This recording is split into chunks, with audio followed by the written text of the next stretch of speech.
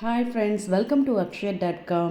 வழக்கமாக எப்பவும் செய்கிற பால் பாயாசம், பருப்பு பாயாசத்தை விட முற்றிலும் புதுமையான சுவையில் அருமையான வாயில் வச்சதும் கரையக்கூடிய இந்த பாயாசம் ரெசிப்பியை தமிழ் புத்தாண்டு ஸ்பெஷலாக ஒரு தடவை செஞ்சு பாருங்கள். இனி அடிக்கடி செய்ய சொல்லி கேட்பாங்க, கடைசி சொட்டு வர ஊற்றி ஊற்றி குடிப்பாங்க.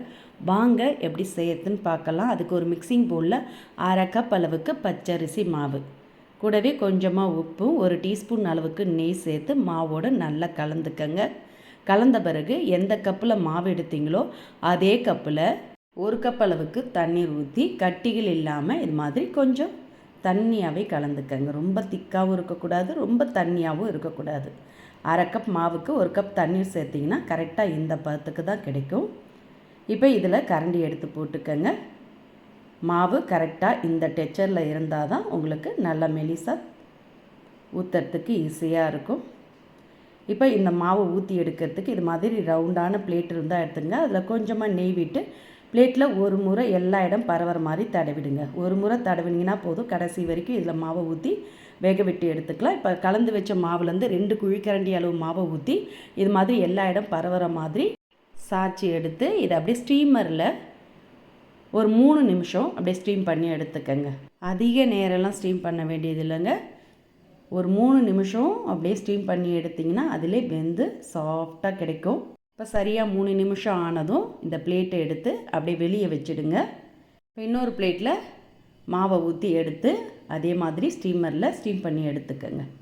இதே மாதிரி மாற்றி மாற்றி 2 பிளேட்டில் ஊற்றி எடுத்திங்கன்னா ஈஸியாக வேலை முடிஞ்சிடும். இப்போ ஏற்கனவே ஸ்டீம் பண்ணதை எடுத்து வச்சு கத்தியால் இது மாதிரி நீட்டாக கேப்பு விட்டு நல்லா மெலிசாக கட் பண்ணிக்கங்க. அதை அப்படியே திருப்பி விட்டு இது மாதிரி குறுக்கால் சின்ன சின்ன பீசஸாக கட் பண்ணிக்கங்க. ரொம்ப பெருசாக இல்லாமல் எல்லாம் ஒரே சைஸில் கிடைக்கும். இது மாதிரி கட் பண்ணிங்கன்னா பாருங்கள், சின்ன சின்ன ஸ்கொயர்ஸாக எல்லாத்தையுமே கட் பண்ணியாச்சு. இப்போ இதை அப்படியே எடுத்துருங்க. பிளேட்டு அடியில் நெய் தடவுனதுனால ஒட்டலை ஈஸியாக எடுக்க வருது பாருங்கள்.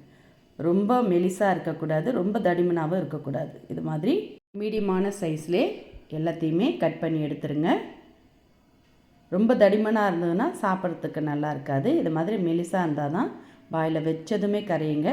இப்போ மாவு எல்லாத்தையுமே ஊற்றி இது மாதிரி கட் பண்ணி எடுத்து வச்சுட்டேன். இப்போ செய்ய தொடங்கலாம். அதுக்கு வானலில் 1/2 கப் அளவுக்கு பொடிச்ச வெல்லம், 1/2 கப் மாவு எடுத்தோம் அதே கப்பில் 1/2 கப் அளவுக்கு பொடிச்ச வெல்லம், 1/2 கப் அளவுக்கு தண்ணீர் ஊற்றி வெல்லம் கரைஞ்சி கொதி வரட்டும். கரைஞ்சி கொதி வந்ததும் இதை அப்படியே வடிகட்டி திரும்பவும் வானலில் ஊற்றி நல்லா கொதிக்க விடுங்க. பாகு பதெல்லாம் தேவையில்லை. இது மாதிரி கொதி வந்ததும் இப்போ இதில் 2 கப் அளவுக்கு தேங்காய் பால், ஒரு மூடி தேங்காவை அரைச்சி முதல் பால் 2வது பால் எடுத்துக்கங்க. அதில் முதல்ல 2வது பாலை ஊற்றிக்கங்க.